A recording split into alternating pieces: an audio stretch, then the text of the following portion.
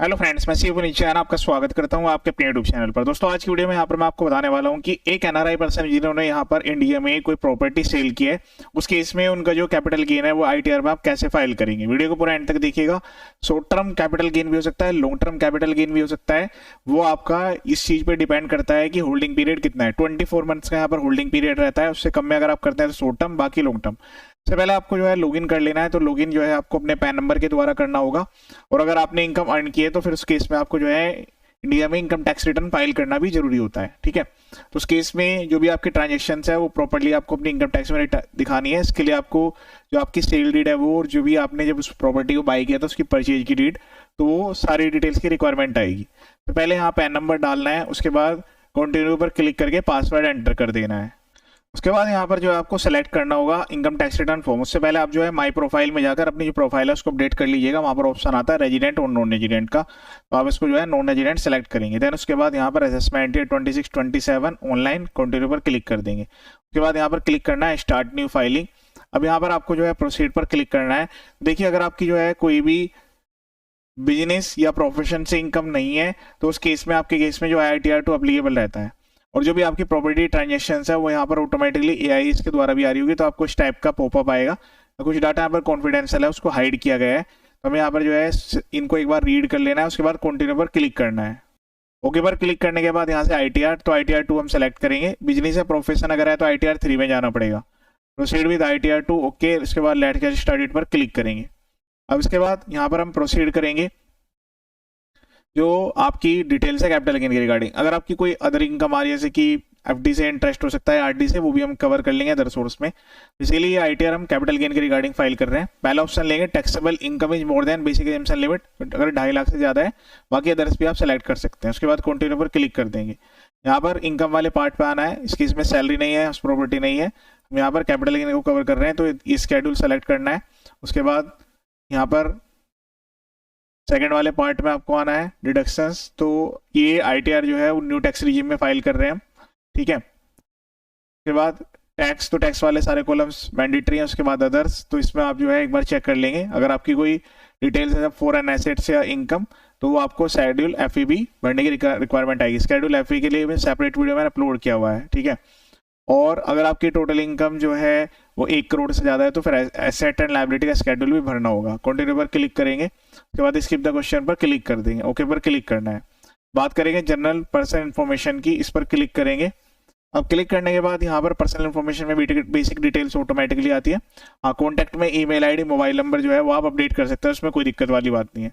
बात करेंगे filing status, इस पर यहाँ पर आपको क्लिक करना है। सेक्शन 139 सब सेक्शन 1, इस पर आपको क्लिक कर लेना है।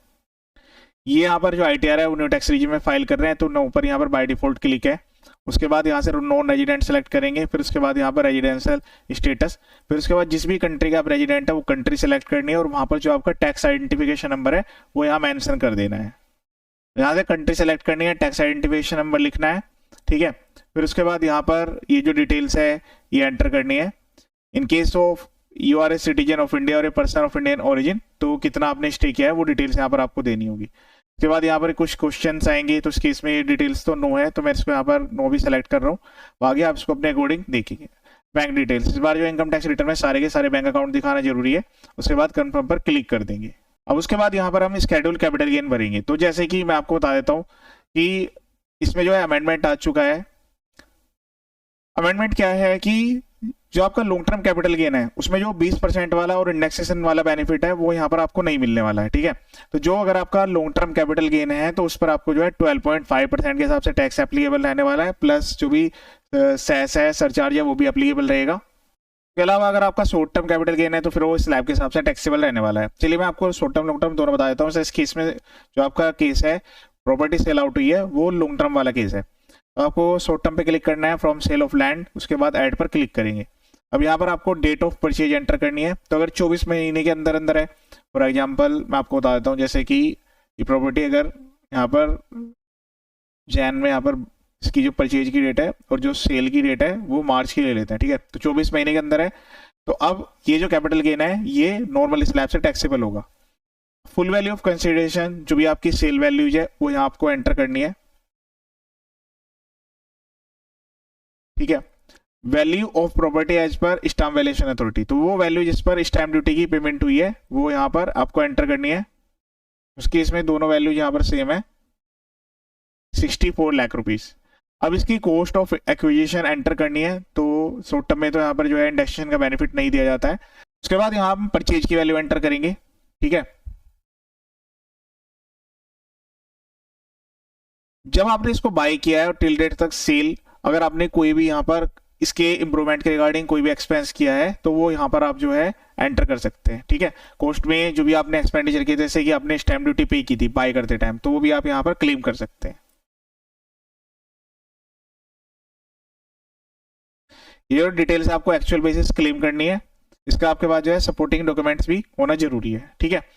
तो अब इस तरीके से यहाँ पर जो है प्रॉपर्ली डिटेल आपको एंटर कर लेनी है। इस तरीके से यहाँ पर आपको डिटेल्स एंटर करनी है। उसके बाद यहाँ जो भी इसको भी आपने प्रॉपर्टी ट्रांसफर किया उसकी डिटेल भी देनी होगी, जैसे उनका क्या नेम है, पैन नंबर, आधार तो मैंडेटरी नहीं है, क्या आपने एक पर्सन को बेचा है, एक से ज्यादा पर्सन को, जो जीत अगर एक से ज्यादा पर्सन है तो किस किस परसेंटेज में आपने उनको सेल किया है, उन्हीं के रेस्पेक्टिव यहाँ पर वैल्यू आएगी, ठीक है।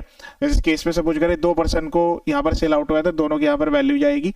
फिर यहाँ पर आपको जो है प्रॉपर्टी का एड्रेस लिखना है, तो जो प्रॉपर्टी आप सेल आउट कर रहे हैं उसका एड्रेस यहाँ पर आपको लिखना है। उसके बाद यहाँ पर आपको सेव पर क्लिक करना है। एक पर्सन को बेचे तो एक की डिटेल्स आएगी, अगर 2 को बेचा है तो ऐड पर क्लिक करके फिर से यहाँ पर आपको दूसरे पर्सन की, तीसरे की, जितने की भी है 1 बाय 1 करके डिटेल्स एंटर करने की रिक्वायरमेंट आएगी। देखिए इसमें क्या है, 3,90,000 रुपए का गेन है। अब उसको हमें इसके रिगार्डिंग एक और स्केड्यूल होता है, स्केड्यूल एफ लास्ट में दिया रहता है, उसकी भी डिटेल हमें यहाँ पर एंटर करनी होगी, ठीक है। तो आपको इसको स्क्रॉल करना है, एफ पर जाना है। अब इसमें क्या है कि जो शॉर्ट टर्म कैपिटल गेन है वो यहाँ पर स्लैब रेट से टैक्सेबल है, तो जिस भी पीरियड में आपने सेल आउट किया है उसको यहाँ आपको डिटेल को एंटर करना होगा, ठीक है। 5 अलग अलग पार्ट दिए रहते हैं, 15 जून तक, 15 सितंबर तक, उसके बाद 15 दिसंबर, 15 मार्च एंड उसके बाद जो है 16 मार्च से लेकर 31 मार्च, इसके बीच में जहाँ पर भी आपने गेन अर्न किया है की डिटेल्स एंटर होगी। केस में लास्ट वाले पीरियड में है तो मैं उसकी डिटेल्स यहाँ पर एंटर कर दूंगा। जब तक आप यहाँ डिटेल एंटर नहीं करेंगे तब तक आप आगे जो है प्रोसीड नहीं कर पाएंगे, ठीक है। उसके बाद कंफर्म पर क्लिक कर देंगे। ये मैंने आपको बता दिया शॉर्ट टर्म का, कि अगर आपका शॉर्ट टर्म है। चलिए अब जो है हम यहाँ पर एक बार लॉन्ग टर्म भी एक बार चेक कर लेते हैं। तो लॉन्ग टर्म के लिए भी हमें कैपिटल गेन के शेड्यूल पर क्लिक करना है। यहाँ पर सेकंड ऑप्शन आपको देखने के मिलेगा लॉन्ग टर्म कैपिटल गेन, इस पर हम क्लिक करेंगे। मतलब अगर आपका शॉर्ट टर्म कैपिटल गेन है शॉर्ट में एंटर होगी, और अगर आपकी लॉन्ग टर्म कैपिटल गेन है तो लॉन्ग टर्म वाले में एंट्री होगी। और इसमें यहाँ पर पहले वाला ऑप्शन आएगा फ्रॉम सेल ऑफ लैंड और बिल्डिंग, इस पर आपको क्लिक कर देना है। क्लिक करने के बाद यहाँ पर ऐड एंड अदर पर क्लिक करेंगे। सेम इसी तरीके से यहाँ पर भी आपको पहले डेट डालनी पड़ेगी, परचेज की डेट और सेल ऑफ ट्रांसफर। तो देखिए यहाँ पर मैं इसकी डिटेल्स जो है सेलेक्ट कर लेता हूँ। फॉर एग्जाम्पल ये जो प्रॉपर्टी है 2016 की है, ठीक है। अब इसमें जो सेल आउट हुआ है वो ड्यूरिंग द ईयर 25-26 है, ठीक है। अब इसके बाद यहाँ पर जो भी हमने वैल्यू ली है मैं आपको उसी के हिसाब से बता देता हूँ कि जो फुल वैल्यू ऑफ कंसिडरेशन है वो 64 लाख रुपीज है। उसके बाद स्टैम्प वैल्यू, जिस भी वैल्यू पर स्टैम्प ड्यूटी आपने पे किया वो वैल्यू। देन उसके बाद यहाँ पर आपको कॉस्ट ऑफ एक्विजिशन लिखनी है विदाउट इंडेक्सेशन। तो जैसे हम यहाँ पर वैल्यू लिखते हैं इस तरीके से डिटेल आएगी। अब देखिए यहाँ पर जो है जो आपका टैक्स आ रहा है वो बैलेंस वैल्यू पाएगा, ठीक है। 15,50,000 में से जो डिफरेंस है 64 लाख के बीच का, उसमें यहाँ पर आपको टैक्स देना पड़ेगा। 48,50,000 है जैसे, तो इसमें आपको जो है बाय डिफॉल्ट ऑटोमेटिकली जो इंडेक्सेशन का बेनिफिट है वो नहीं मिलता है। लेकिन अगर एक पर्सन है जो कि इंडियन रेजिडेंट है, ठीक है, और उसने वो प्रॉपर्टी 23 जुलाई 2024 से पहले की यहाँ पर बाई की हुई है, उसके बाद वो यहाँ पर सेल आउट कर रहे हैं, तो उनके पास 2 ऑप्शन रहते हैं, चाहे तो डायरेक्ट 12.5% दे दें या फिर इंडेक्सेशन बेनिफिट लेके उसमें 12.5% का टैक्स दे दें। लेकिन इस वाले केस में ये चीज यहाँ पर एप्लीकेबल नहीं होती है क्योंकि ये नॉन रेजिडेंट का केस है। जिस तरीके से हमने शॉर्ट टर्म केस में डिटेल्स एंटर की थी, सेम उसी तरीके से डिटेल्स यहाँ पर भी आपको देनी होगी कि नेम क्या है बायर का, कितना परसेंटेज है, पैन आधार तो मैंडेटरी नहीं है, आपके पास है तो लिख दीजिएगा, क्या अमाउंट। तो इस केस में जैसे जितने भी पर्सन है उसके रेशो के हिसाब से आपको एक एक करके डिटेल डालनी होगी। या एड्रेस जो डालना है प्रॉपर्टी का, जो हमने सेल आउट किया उस प्रॉपर्टी का यहाँ पर एड्रेस आपको लिखना होगा। उसके बाद सेव पर क्लिक कर देगी। तो इस तरीके से यहाँ पर जो है डिटेल्स आपको एंटर करनी होगी। अब इसके बाद मैं आपको जो है टैक्स रेट दिखा देता हूँ। और हाँ, ये जो आपका लॉन्ग टर्म शॉर्ट टर्म है सबकी डिटेल्स नीचे जो शेड्यूल है वहां पर भी एंटर होगी।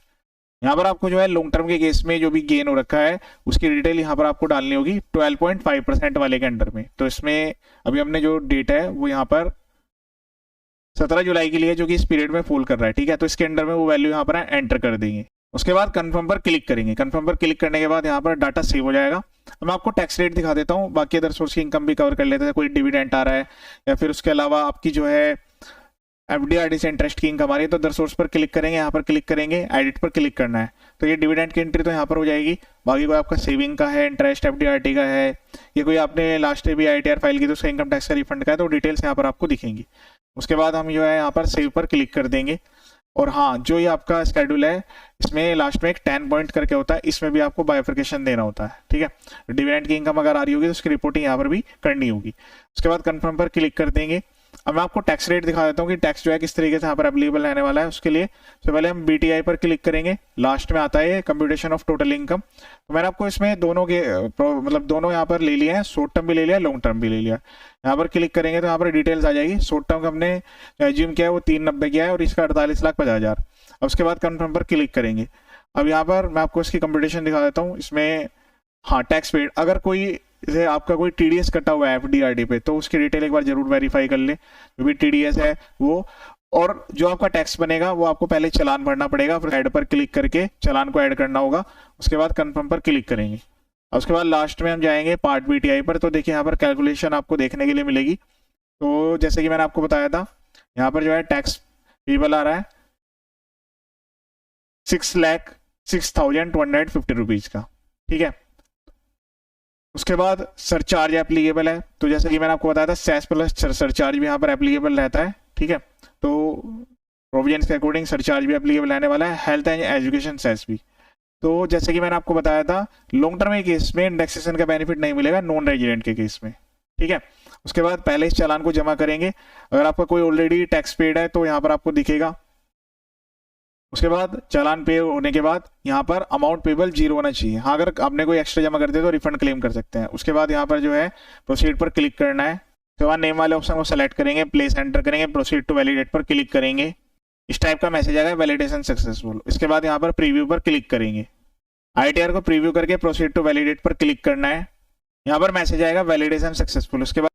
उसके बाद यहाँ पर जो है ई वेरीफाई नाउ पर क्लिक करना है। उसके बाद कंटिन्यू पर क्लिक कर दें। उसके बाद यहाँ पर जो है आपको पहले वाले ऑप्शन को सेलेक्ट करना है। उसके बाद कंटिन्यू पर क्लिक करना है। कंटिन्यू पर क्लिक करने के बाद जो आधार में रजिस्टर्ड मोबाइल नंबर है उस पर ओटीपी जाएगा।